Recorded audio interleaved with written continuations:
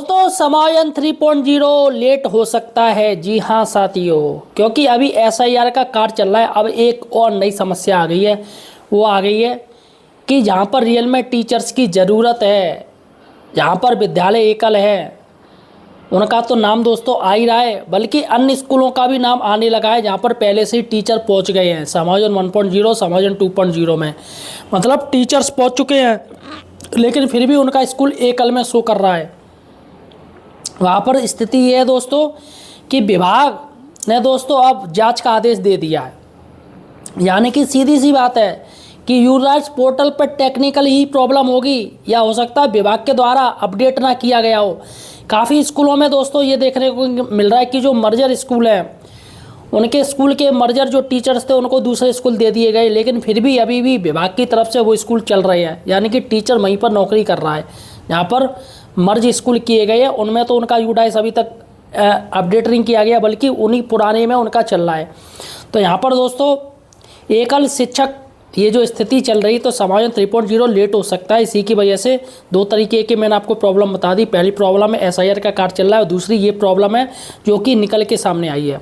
अतः दोस्तों आज हम इस बारे में जानेंगे कि समायोजन 3.0 का क्या हो सकता है, और सही और सटीक जानकारी के लिए आप हमारे चैनल एम्प्लॉयड हेल्पर को सब्सक्राइब जरूर कीजिए। देखिएगा दोस्तों, पहले सुनने में आ रहा था कि सर्दियों में समायोजन 3.0 हो सकते हैं, लेकिन अभी एसआईआर की भी डेट बढ़ा दी गई है, तो यहाँ पर उम्मीद नहीं है। और नई ये आ गई कि यूडाइस पर गड़बड़ी हो गई है और शून्य एकल शिक्षक स्कूलों की जांच अब शुरू हो गई है। देखिएगा दोस्तों, प्रदेश में शैक्षिक सत्र 2025-26 के दौरान यूडाइस और मानव संसाधन पोर्टल के डाटा में बड़ी गड़बड़ी सामने आई है। कई परिस्थिति विद्यालय अब भी शून्य या एकल शिक्षक वाले दिखाए जा रहे हैं, जो कि गलत है।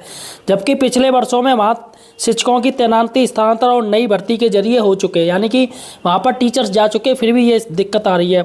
इस समस्या को ठीक करने के लिए विभाग ने जांच के आदेश दिए हैं। यूडाइस डाटा के आधार पर सत्र 2023-24, 2024-25 और 2025-26 में जिन विद्यालयों को शून्य या एकल शिक्षक वाला दिखाया गया है, उनकी विद्यालयवार जांच कराई जाएगी। यानी कि अब विभाग देखिएगा, समायोजन 3.0 का जो आदेश भी किया गया है वो भी ऑफलाइन ही किया गया है। यानी कि यहाँ पर सिस्टम गड़बड़ा गया, सीधी सी बात है। समायोजन 1.0 और समायोजन 2.0 जो भी हुए थे, तो यहाँ पर रियल में टीचर्स की ज़रूरत थी, वहाँ तो टीचर पहुँच ही नहीं पाया। जबकि वहाँ पर टीचर्स की ज़रूरत थी, वहाँ से भी टीचर चले गए। तो ये सारा, अगर आप सारा कुछ ऑनलाइन ही डालोगे तो दोस्तों ये दिक्कत तो आनी ज़रूरी आएंगी। तो यहाँ पर अब ये विद्यालयवार जांच की जाएगी कि स्थिति क्या है, रियल में ग्राउंड स्थिति क्या है, कितने टीचर से कितने नहीं हैं। जांच के लिए विशेषज्ञ अधिकारियों की एक टीम बनाई गई है, जिसमें आनंद प्रकाश शुक्ला, आकाश रावत, मनीष कुमार, सुनील कुमार पटेल और खंड शिक्षा अधिकारी शुक्ला शामिल हैं। यह टीम देखिएगा कहाँ जाँच करेगी। बहराइच, बलरामपुर, बलिया, लखीमपुर खीरी और शाहजहाँपुर जिलों के विद्यालयों की जांच करेगी। जांच के दौरान यूडाइस और मानव संसाधन पोर्टल के डाटा का मिलान किया जाएगा। संबंधित जिला बेसिक शिक्षा अधिकारियों से रिपोर्ट ली जाएगी।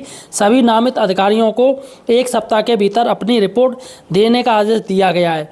तो दोस्तों सबसे बड़ी बात है कि ये कुछ ही जिलों में ऐसी स्थिति हो रही है। अगर हम बात करें कि पूरे प्रदेश में कितने शिक्षक विहीन या एकल है, तो मैं आपको बता दूं, प्रदेश में लगभग 9000 विद्यालय शिक्षक विहीन या एकल थे। इसे अभियान चलाकर 4000 से भी कम पर लाया गया है। लेकिन दोस्तों अभी स्थिति ये कि अभी भी ये स्थिति चल रही है, इनमें मतलब अंतर नहीं आया। तो यहाँ पर दोस्तों डाटा कुछ और है, और ये डाटा अब जाँच किया जाएगा।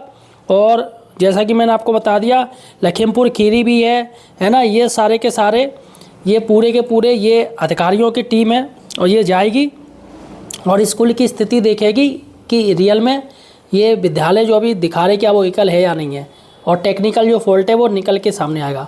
फिलहाल साथियों आपको क्या लगता है, या आप मुझे किस ज़िले से देख रहे हो, आपके यहाँ टीचर्स की ज़रूरत हो तो मुझे कमेंट सेक्शन में बताइएगा। धन्यवाद।